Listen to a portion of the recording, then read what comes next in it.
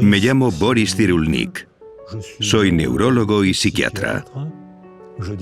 Soy docente en la Universidad de Tolón, especialista en la teoría del apego. ¿Cómo aprende un niño a amar? Es decir, ¿cómo aprende a socializarse?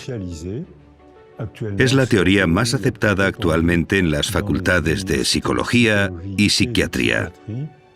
He escrito 18 libros para el público general y 18 libros profesionales. Mi último libro se titula Psicoterapia de Dios y reflexiona sobre la necesidad de creer, los beneficios de la creencia y también sus maleficios.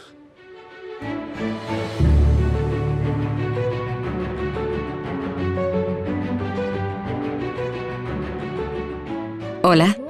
Hola. Señor Cyrulnik. Me llamo Violeta. Hola, Violeta. Yo soy psicóloga. Y estoy muy contenta de que esté hoy con nosotros para compartir un poco de lo que sabe. Para empezar, nos gustaría hablar del término resiliencia, por el cual es usted una persona de referencia a nivel mundial. Da la impresión de que, últimamente, el término resiliencia está de moda. Mucha gente habla de él. ¿Podría explicarnos un poco en qué consiste la resiliencia? La definición de la resiliencia no puede ser más sencilla. Es iniciar un nuevo desarrollo después de un trauma. No puede haber una definición más simple. Lo complicado es descubrir qué condiciones la permiten, es decir, la segurización, la recuperación, las relaciones y la cultura. Hay que unir todo esto para responder a esa pregunta. ¿Cuáles son las características de una persona resiliente? Depende de la manera en que se construye la personalidad. Si alguien desde el nacimiento, e incluso antes, ha recibido improntas biológicas que lo fortalezcan, se desarrollará. Y si le ocurre una desgracia, sabrá enfrentarse mejor a ella. Ahí hablaríamos de resistencia. Si alguien está traumatizado y después de la desgracia es capaz de iniciar un nuevo desarrollo, entonces hablamos de resiliencia. Es decir, depende un poco de la persona y mucho de su entorno antes del trauma y de su entorno después del trauma. ¿Cómo podemos ayudar a un niño para que sea más resiliente, tanto en casa como en el colegio? Para que el niño pueda adquirir los factores que le permitirán ser resiliente, de entrada hay que transmitirle seguridad. Primero hay que darle seguridad a su madre. Estadísticamente son las mujeres quienes se encargan de los niños. Por eso tiene que sentirse segura y ella, involuntariamente, transmite esa seguridad, que es lo que da seguridad al niño.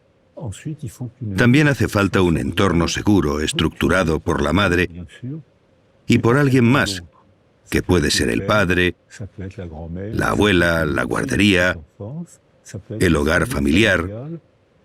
Si el entorno seguro protege al bebé, al niño, cuando llega al colegio, ya ha adquirido el placer de aprender. Y el colegio será para él una aventura, un estrés, un pequeño miedo que será capaz de superar. Volverá por la tarde a su casa y estará orgulloso de sí mismo. Le contará a su mamá lo valiente que ha sido y lo que ha acontecido en el cole. Si ha estado vulnerabilizado porque su madre ha sufrido agresiones, porque ha sido abandonada, porque ha estado enferma, porque la vida puede ser muy difícil. Pero los dos grandes factores que vulnerabilizan al bebé son la violencia conyugal y la precariedad social. Es decir, que si alrededor del niño hay violencia conyugal, quien sufre es el bebé, aunque nadie lo toque. Si los padres viven en la precariedad social, algo que cada vez es más frecuente, Son padres que no están disponibles, no tienen ganas de jugar con el niño, están tristes y el entorno que envuelve al niño no le aporta seguridad. Y por eso vemos grupos de niños que no se sienten seguros, que llegan al colegio y le tienen miedo, no les gusta nada. Estos niños lo tienen difícil para ser buenos estudiantes. No es porque tengan un cerebro peor, sino porque no han sentido seguridad desde que empezó a construirse su personalidad. Hemos hablado varias veces sobre segurizar a los niños. ¿Podría explicarnos a qué se refiere cuando habla de segurizar a los niños? La definición de segurización es crear un apego familiar. Y el apego, el amor, es algo flamante, es fiebre, es ardor, está separado de la realidad. Mientras que el apego, por el contrario, se teje en el día a día, con la forma de hablar, compartir el desayuno, la forma de sonreír, la forma de enfadarse también. Está en la vida cotidiana, pero se va tejiendo en el día a día, por lo que apego no es amor. Pero el apego, una vez creado, se convierte en un vínculo muy fuerte, y los niños se sienten seguros por ese fuerte vínculo, porque es un sentimiento de familiaridad. Sé cómo hablarle a mi madre, sé cómo hablarle a mi padre, sé que cuando mi padre hace esto, no me debo fiar, sé que este gesto lo conozco, estoy tranquilo, estoy en casa, no tengo miedo, sé los comportamientos, sé lo que hay que hacer. Yo, niño, he aprendido a hacer esto. Estoy tranquilo, no angustiado. Aunque haya una adversidad, que siempre las hay en el día a día, sabré cómo gestionarla, no me angustia. Lo que crea esa seguridad en un niño es ese vínculo que se va tejiendo a diario, palabra a palabra, desayuno a desayuno. Las cosas cotidianas crean un vínculo que da seguridad al niño. Hay muchos hogares en que el padre trabaja, la madre trabaja, tienen poco tiempo, todo va muy deprisa, los niños tienen muchas obligaciones, actividades extraescolares. ¿Podría darnos algún consejo para estas familias? Para que sus hijos y su entorno se sientan más seguros. Para que en estas familias haya seguridad, hay una palabra mágica: ralentizar. Y que aprendan a cantar o a hacer deporte con sus hijos.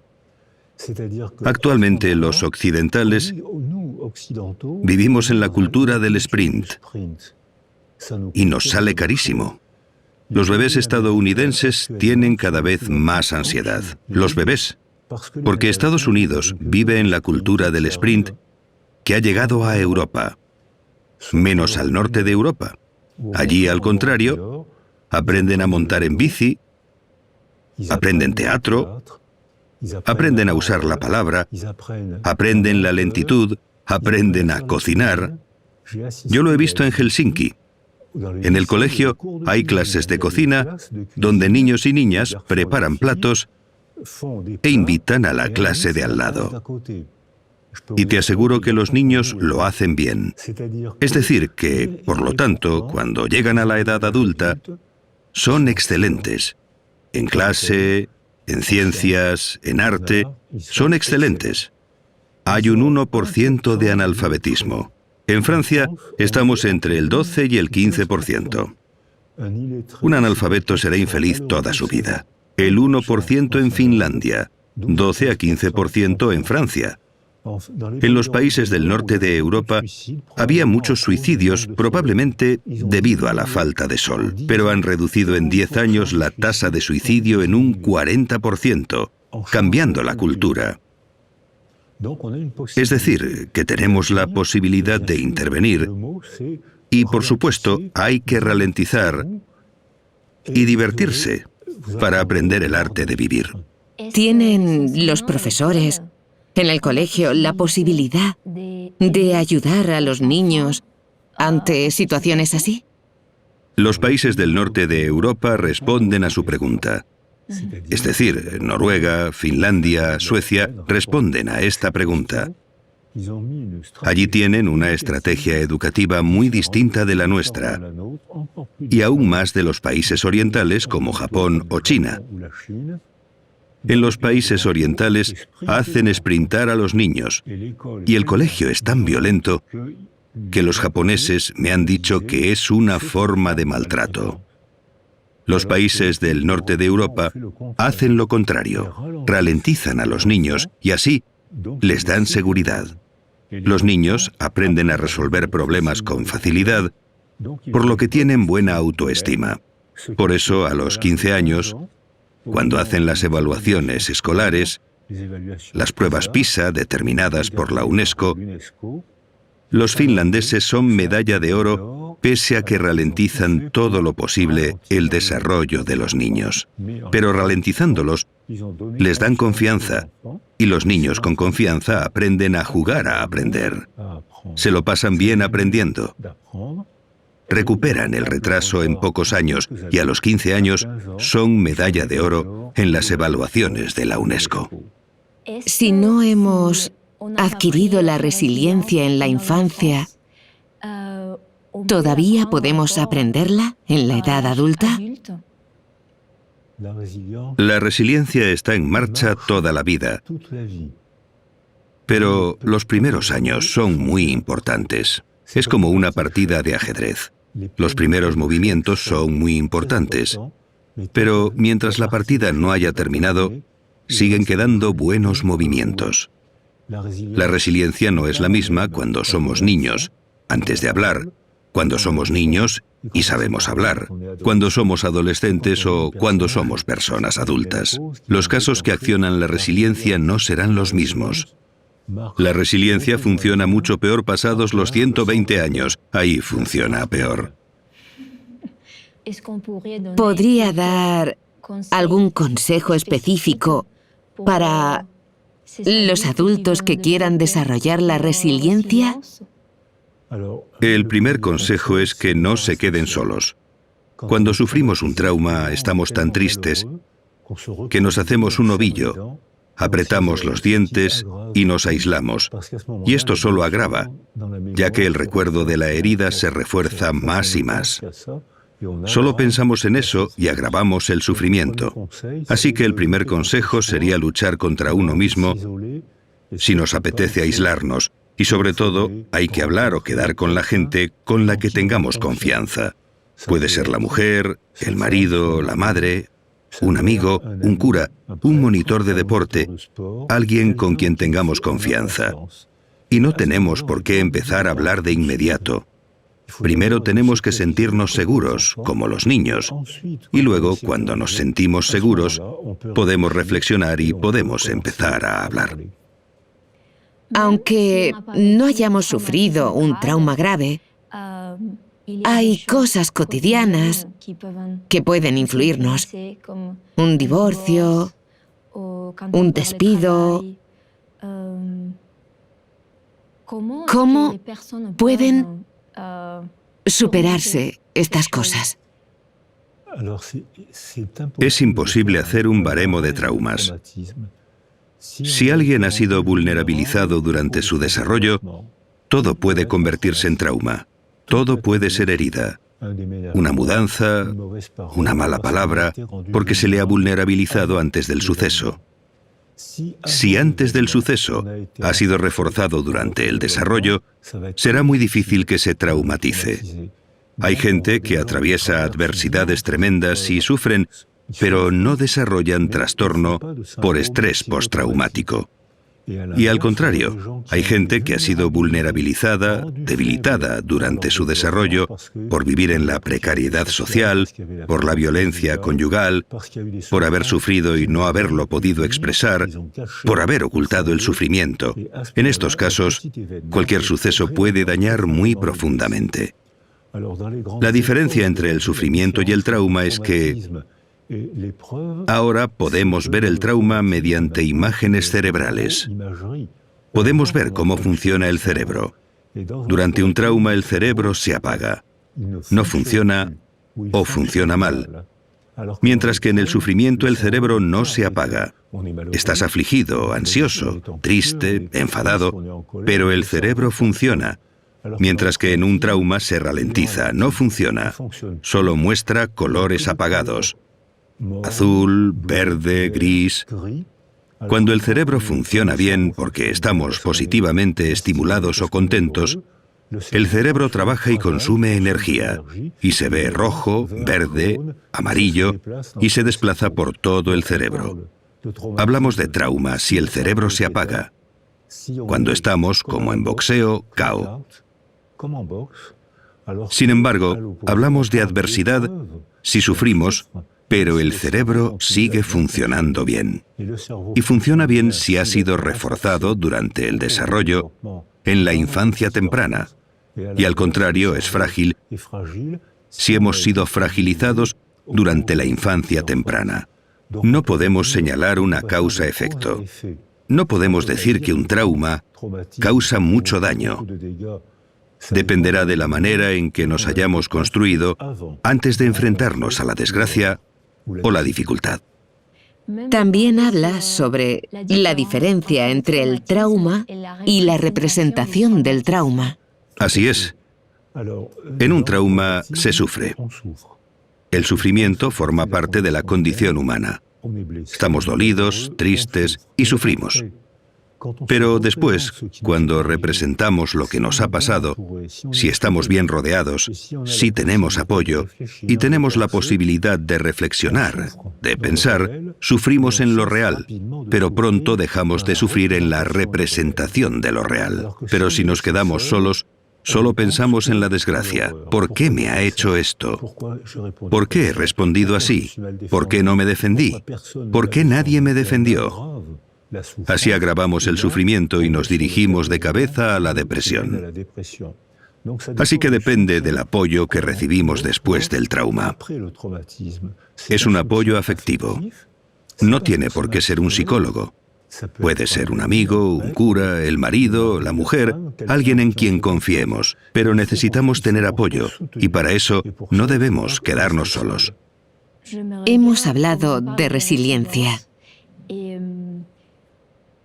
Su historia personal es una inspiración para nosotros, porque a pesar de una situación difícil, lo ha superado todo. ¿Podría compartir con nosotros su historia personal? ¿Y cómo ha influido en su carrera profesional? Lo que motiva la psicología es la necesidad de comprender. Necesito comprender lo que me ha pasado. Muchos psicólogos tienen esta motivación. Tienen la necesidad de comprender algo que les ha pasado. Es una buena motivación, pero hay que trabajar, hay que leer, conocer, reflexionar. Es apasionante. Es agotador, pero es apasionante. Nací antes de la Segunda Guerra Mundial. Mis padres eran judíos ucranianos y polacos. Mi padre se alistó en el ejército francés para luchar contra los nazis. Resultó herido y fue arrestado en la cama del hospital por la policía del país por el que luchaba y desapareció en Auschwitz. Mi madre y gran parte de mi familia también desaparecieron en Auschwitz. Yo fui detenido por la Gestapo, la policía francesa asociada al ejército alemán, cuando tenía 6 años y medio. Conseguí escaparme de unas condiciones surrealistas. Una vez liberado, cuando contaba lo que había vivido durante la guerra, la gente se partía de risa. Lo has oído bien, la gente se reía porque les parecía increíble. Y es que lo era. ¿Se partían de risa? Sí. La gente creía que me inventaba las historias. Creían que eran cosas que me había inventado. Luego, en 1982 u 83, escribí mi primer libro. Me invitaron a la televisión francesa en Burdeos, donde me habían arrestado, y alguien llamó por teléfono a un periodista y dijo: ¿ese no es el pequeño Boris al que ayudé a escapar? Y dejó su número de teléfono y su dirección. Llamé a un taxi y fui a ver a esta mujer, que era enfermera de la Cruz Roja. Yo tenía 6 años cuando me escapé. No podía irme muy lejos. Me hizo señas para que me escondiera bajo el cuerpo de una señora moribunda y el coche se marchó. De 1.700 personas arrestadas, hubo 2 supervivientes. Esta señora y yo, que me había escondido debajo de ella. Me reencontré gracias a la televisión de Burdeos con todos los testigos de mi fuga. Ahora tengo relación de amistad con ellos y con sus hijos, y les contamos esta historia sonriendo. Porque algo que fue una tragedia durante y después de la guerra, con el paso del tiempo y después de haber trabajado, de haber hecho por comprender por qué los hombres de un país culto, porque Alemania era el país más culto de Occidente en los años 30, país de científicos, músicos. Había un jazz en Alemania muy alegre, precioso. Era el país más culto de Occidente, y fue en ese bonito país, en esa bella cultura germánica, donde sucedió una de las mayores tragedias de la historia humana, la Segunda Guerra Mundial y el nazismo. Pero ahora podemos hablar de ellos sonriendo. Podemos intentar comprender. Con los hijos de esta señora y con los nietos de esta señora, bajo la cual me escondí porque estaba moribunda, hablamos de esto sonriendo. Tras haber escuchado su historia, me pregunto, para que un niño sea más resiliente, ¿los factores proceden del nacimiento? O sea, ¿son genéticos o tienen que ver con el entorno? El factor genético juega un papel muy pequeño. El sexo está determinado genéticamente. El color de los ojos, el color del pelo. Hay 7.000 enfermedades genéticas. Todo esto no dice prácticamente nada de la condición humana. No he hablado del desarrollo del bebé en el interior de la madre las últimas semanas de embarazo. Ahora sabemos que hay una comunicación intensa entre la madre y el bebé. No he hablado del entorno seguro, no he hablado del colegio, no he hablado de la cultura. El factor genético existe, pero no dice casi nada de la condición humana. Así que sí, la genética afecta, pero muy poco. Todo lo demás es afectivo y cultural. ¿Vivir un trauma o vivir una situación de aislamiento afectivo, de carencia, puede afectar al desarrollo neurológico de un niño? Esta cuestión es importante. Sabemos desde la Segunda Guerra Mundial que los niños, los ingleses que estuvieron bajo el bombardeo del ejército nazi, quedaron muy traumatizados. Vieron morir a sus padres y ellos quedaron enterrados entre los escombros. Fueron acogidos por Anna Freud, la hija de Sigmund Freud. Estaban acogidos en Hampstead, un barrio de Londres. Todos estos niños tenían un retraso en el desarrollo y no se sabía explicar. Ahora sí que sabemos, gracias a la psicología y la neuroimagen. Se pueden hacer pruebas de desarrollo y ver que esos niños tienen un retraso. No hablan, dejan de hablar o hablan más tarde. La emoción les impide hablar.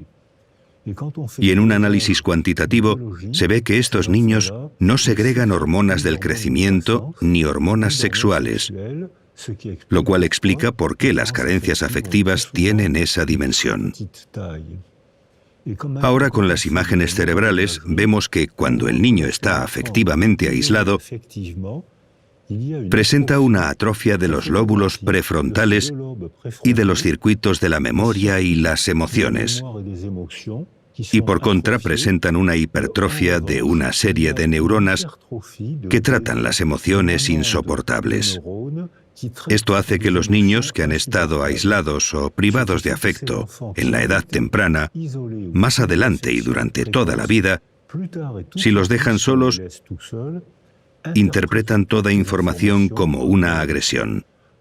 Tienen miedo de todo. Se sienten agredidos por todo. No hay que mirar en el contexto, sino en la infancia temprana, cuando fueron privados de afecto. Se tienen que tomar decisiones políticas. Las mujeres embarazadas tienen que estar tranquilas. Hay que permitir que organicen un entorno seguro desde el primer mes, con la madre, claro, y con el padre o con la abuelita. Y hay que cambiar la estructura educativa para dar seguridad a los niños en lugar de fustigarlos para obtener buenos resultados escolares. A partir de entonces, habrá cada vez más niños resilientes. No se acabarán las adversidades de la vida, pero podrán afrontarlas mejor y no serán prisioneros de la desgracia. Sabemos que entre las personas que han vivido situaciones de vida difíciles, hay muchos pintores, cineastas, escritores.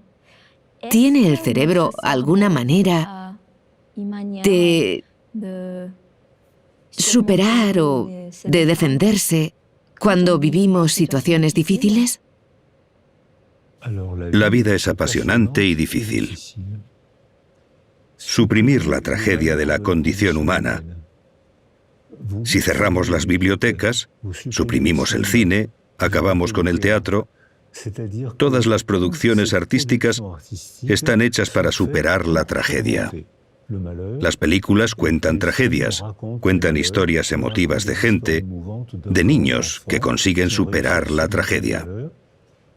Y para nosotros son maneras de comprender, pero para los dañados, los traumatizados, es también una forma de pedirle al artista que sea su portavoz. Si me ha pasado algo que no tengo fuerza o valor para contar, porque si cuento lo que me ha pasado, para mí será duro y para ti difícil de escuchar, y vas a querer que me calle. Eso es lo que pasó después de la guerra, la negación cultural francesa, y en España puede que también hubiera, igual que en Alemania, y en todos los países que han vivido tragedias en la historia. La negación es protectora porque nos permite evitar afrontar el problema. Pero esta negación que protege obstaculiza la resiliencia porque no afrontamos el problema. Sin embargo, cuando damos la palabra a los artistas, a los poetas, los cantantes, escritores, cineastas, ahí las emociones están controladas, porque podemos hacer del actor. El actor se convierte en nuestro portavoz y él dirá lo que yo no tengo fuerza para decir. El desvío, el alejamiento de la emoción, el control de la emoción, la representación de la tragedia de manera soportable, ya sea con una película, una novela. Así los demás pueden intentar entender sin angustiarse ni sentirse incómodos por la tragedia. Si yo te cuento la tragedia que me ha ocurrido, vas a querer que me calle porque te incomodará. Y me dirás, bueno, ya pasó. Pero no, no ha pasado. Está grabado en mi memoria. Puedo callarme. Si me pides que me calle, yo me callo. Pero no ha pasado. Al revés, si me callo, le daré vueltas y lo reforzaré. Si te digo, yo no tengo fuerzas para decirlo, pero ve al cine a ver tal película que cuenta una historia de una violación. Cuenta cómo consigue una mujer forcejear, defenderse, volver a la vida. Ve al cine a ver la historia de un exilio, para ver cómo se han adaptado a una nueva cultura, que no siempre fueron bien recibidos. Llorarás, te emocionarás y comprenderás. Y a partir de ahí, nos entenderemos mejor y podremos hablar gracias a los artistas. El arte juega un papel muy importante en el proceso de resiliencia. Además, todos los niños se benefician de esto, estén o no traumatizados. Se benefician de la función artística y debemos informarles, debemos entrenarles para convertirse en pequeños artistas. Porque como la madre está siempre ahí, el niño no necesita nada. Es ella quien lo recibe todo en lugar del niño. Pero cuando la madre se va a trabajar o a ocuparse de ella misma, hacer la compra, el niño está solo y tiene que aprender a soportar la marcha de su madre, haciendo dibujos y pensando, cuando vuelva mamá le daré este dibujo y se pondrá contenta, me dará un abrazo y será una fiesta afectiva. Después, si mamá se va, si mis amigos se van, lo contaré, escribiré un relato. Lo comprenderán. Es verdad que necesitamos una carencia para volvernos creativos. La carencia invita a la creatividad. En un niño totalmente aislado, su cerebro estará dañado y no podrá ser creativo. Pero un niño demasiado protegido tampoco invita a la creatividad. Entonces la madre, el padre, tienen que estar ahí para darle seguridad y de vez en cuando considerarse a sí mismos como personas para dejar un espacio vacío al niño, para que el niño dibuje, invente un cuento, una novelita, para esperar el retorno de la madre. Es la carencia lo que invita a la creatividad. Entonces, cuando habla de resiliencia,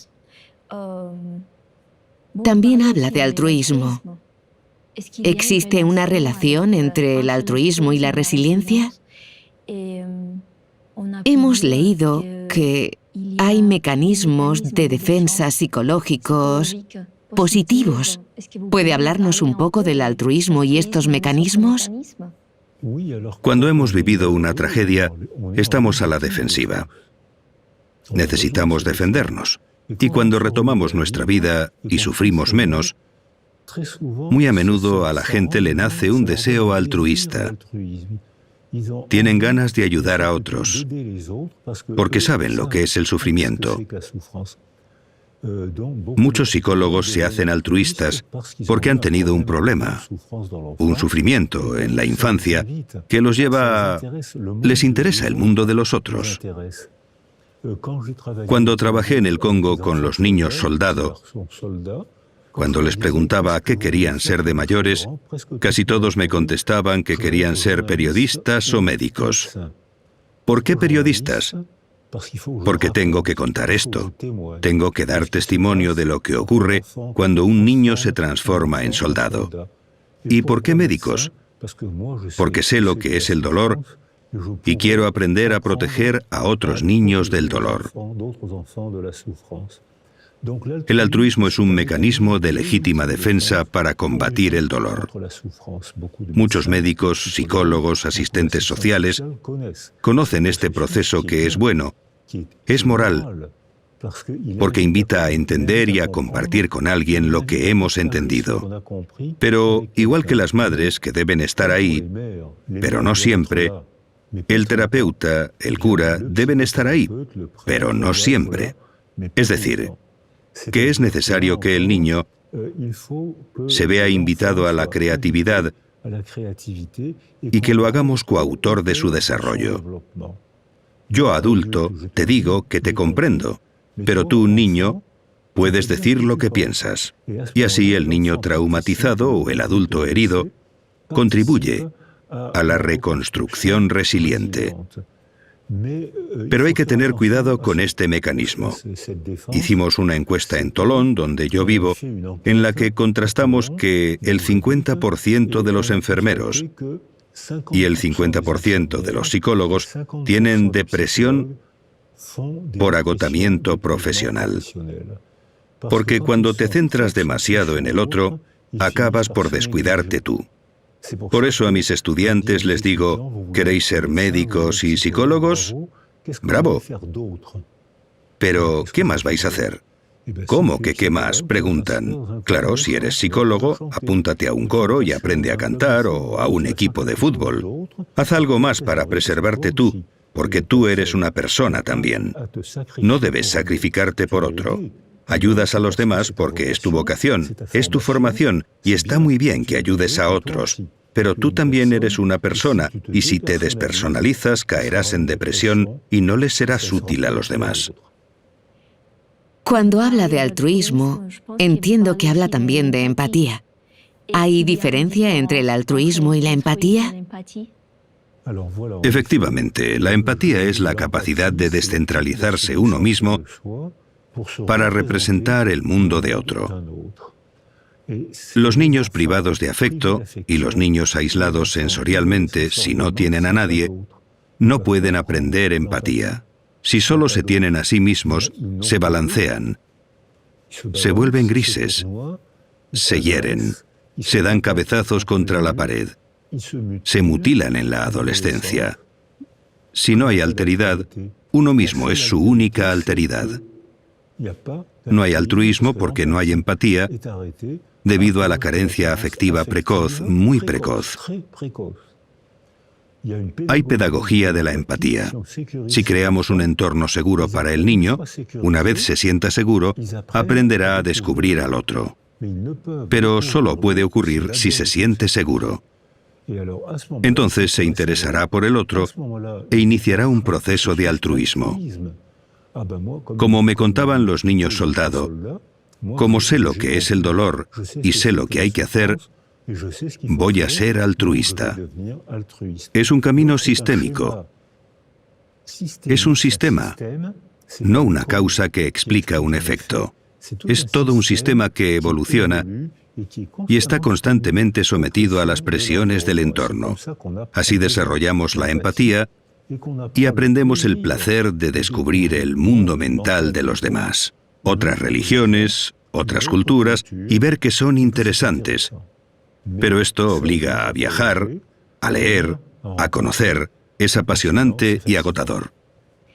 ¿Podría explicarnos, para los niños, en los colegios, en la sociedad actual, aunque no hayan vivido traumas graves, cómo podemos trabajar con ellos la empatía? Por parte de los profesores, el centro educativo, los padres. Eso es lo que nos pidió Macron, el presidente de Francia. Le enviamos no hace mucho un informe sobre jardines de infancia que fue muy bien recibido por el presidente, los medios, los periodistas y las familias. Hay que introducirlo en el colegio, en las guarderías incluso. Nosotros trabajamos con músicos, musicólogos y neurólogos asociados. Sabemos que un niño que toca un instrumento estimula el lóbulo temporal izquierdo. Gracias a la neuroimagen hemos visto imágenes y vídeos. La zona temporal izquierda es la que trabaja el lenguaje. Los niños que tocan un instrumento hablan mejor y hablan antes que aquellos que no tocan ningún instrumento musical. Y los que no saben tocar ningún instrumento, los metemos a cantar en un coro. Hemos constatado que los niños que hacen música socializan con más facilidad porque se sienten confiados con los demás. La confianza es el verdadero tranquilizante. Se sienten familiarizados con los demás, hablan con más facilidad, aprenden rituales de interacción. Por eso socializan más fácilmente, les gusta la escuela y tienen un buen rendimiento escolar, con la música y el deporte en el colegio. Al hacer deporte estimulamos el cerebro y funciona mejor. Mientras que ahora en Occidente, ¿qué padece todo el mundo? Enfermedades derivadas del sedentarismo, porque hemos descuidado nuestro cuerpo. También el dibujo, el teatro y el cine son excelentes para desarrollar la empatía. ¿Crees que la tuya es la única religión válida y que los demás son infieles por creer en otro Dios? Pues te pongo una película de 1 hora de un niño que cree en un Dios distinto del tuyo y verás que son seres humanos como tú, solo que creen, por su cultura, en otro Dios. Es entretenido, es interesante, a veces es irritante, pero es la condición humana. Por tanto, las obras de arte muy pronto, desde la guardería. Los cuentos se enseñan a los niños a expresarse. Y luego hablamos de la moraleja del cuento. ¿Por qué le roban el queso al cuervo? porque se deja engañar por la zorra. Podemos trabajar las moralejas con cuentos infantiles. Les contamos una historia bonita y les invitamos a convertirse en pequeños filósofos. Y esos pequeños filósofos son inteligentísimos desde bien pronto. El otro día hablaba con una pequeña filósofa de 5 o 6 años.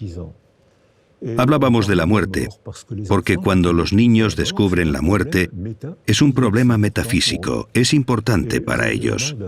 Le pregunto a mi pequeña filósofa qué es la muerte para ella y me dice: muy fácil, te caes, te quedas frío, te llevan al hospital, te calientan y vuelves.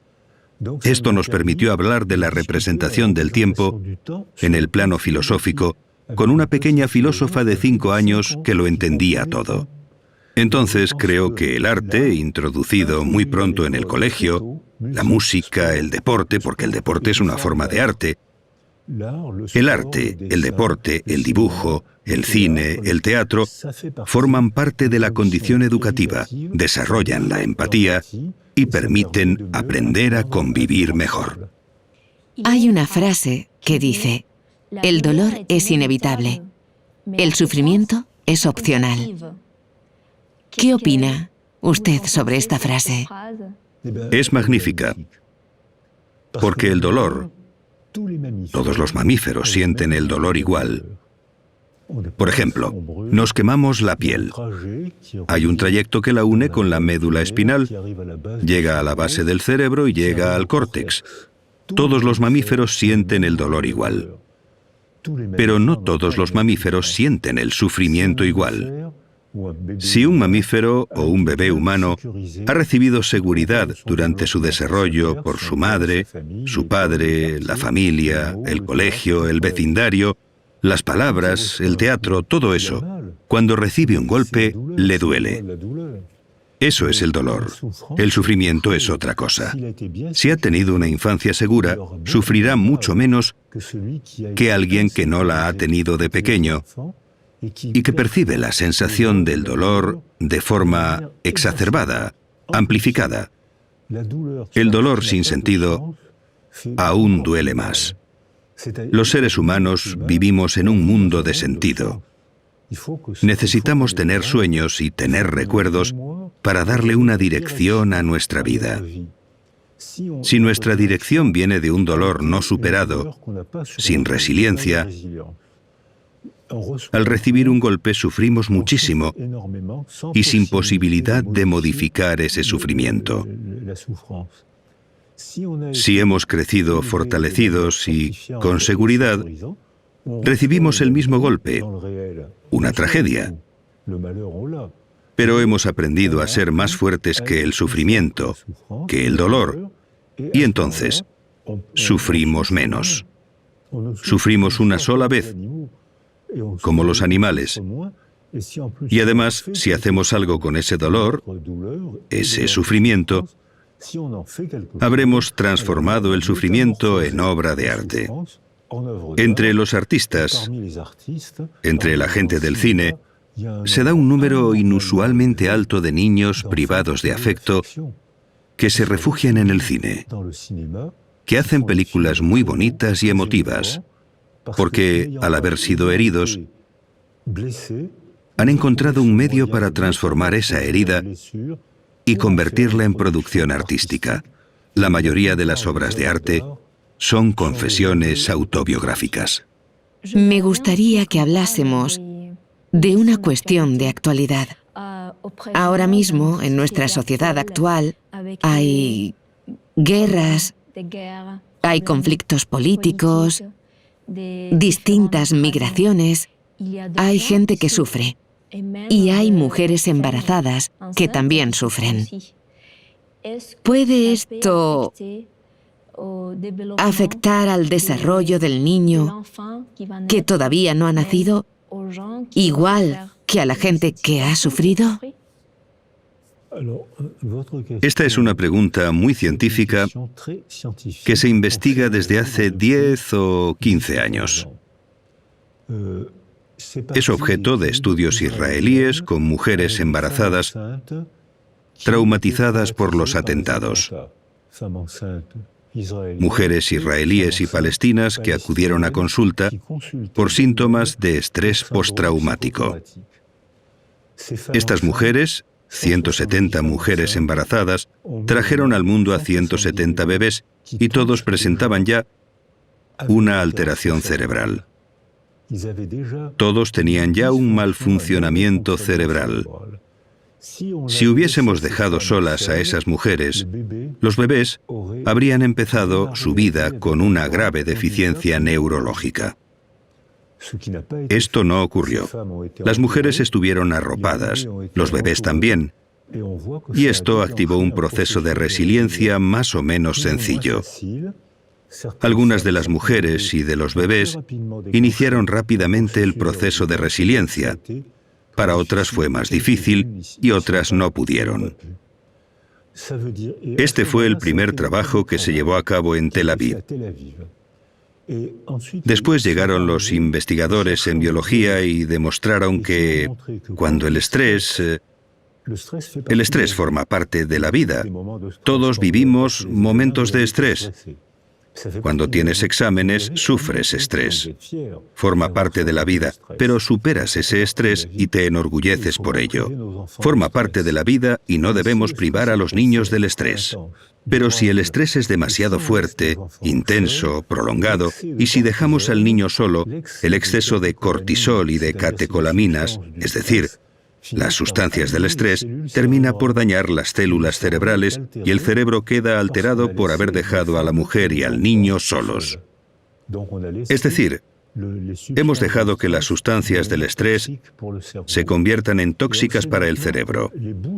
Hoy sabemos que los extremos de los cromosomas reciben unos fragmentos llamados radicales metilo. Son fragmentos que obstruyen la expresión del cromosoma. Es decir, el cromosoma no cambia, pero las obstrucciones causadas por este exceso de sustancias tóxicas hacen como tapones que hemos fotografiado.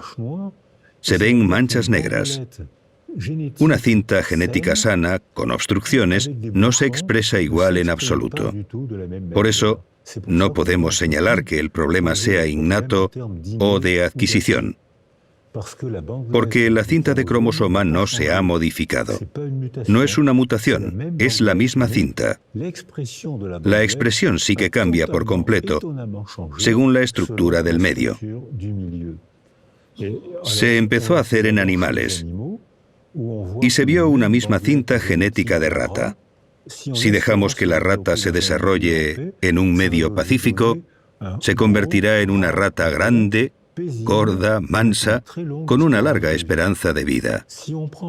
Con el mismo tipo de rata, si la ponemos en un medio de estrés, de alerta, de agresión constante, se convierte en una rata pequeña, arisca y negativa, hiperkinética, es decir, muy ajetreada y con una esperanza de vida muy reducida.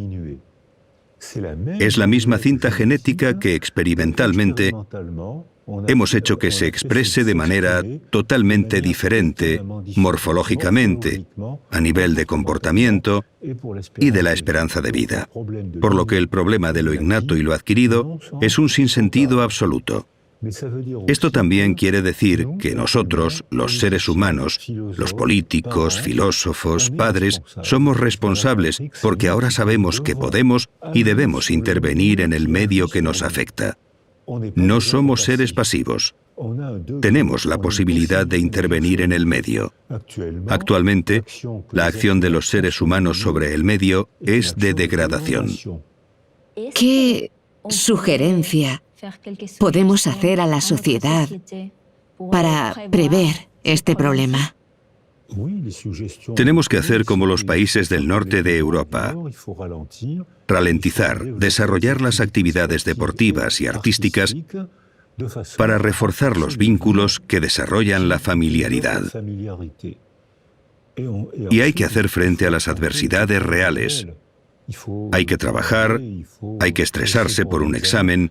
Esos son problemas reales, pero hay que estar preparado para afrontar esas adversidades. Si hemos sido abandonados, tenemos miedo de todo. Y si hemos estado demasiado protegidos, también lo tenemos, porque no tenemos confianza propia. Necesitamos inventar una cultura que sea como el mar, con su flujo y su reflujo, como el día y la noche, como los latidos del corazón, una cultura con ritmos. Los jóvenes ya empiezan a hacer esto. Cada vez se ve más gente joven que trabaja y que, de vez en cuando, respira. Puede que los jóvenes inventen probablemente una nueva cultura para combatir los efectos de la angustia provocados por la cultura tecnológica. La cultura tecnológica combatió el miedo de la Edad Media y el miedo que conocíamos hasta los 50. Eso ha sido gracias a la tecnología. Pero ha tenido como efecto secundario el desarrollo de la angustia. Puede que la cultura que van a inventar los jóvenes permita también controlar la angustia. Es muy interesante lo que ha compartido con nosotros. Le agradecemos mucho su presencia y esta entrevista. No, ha sido un placer. Gracias por invitarme.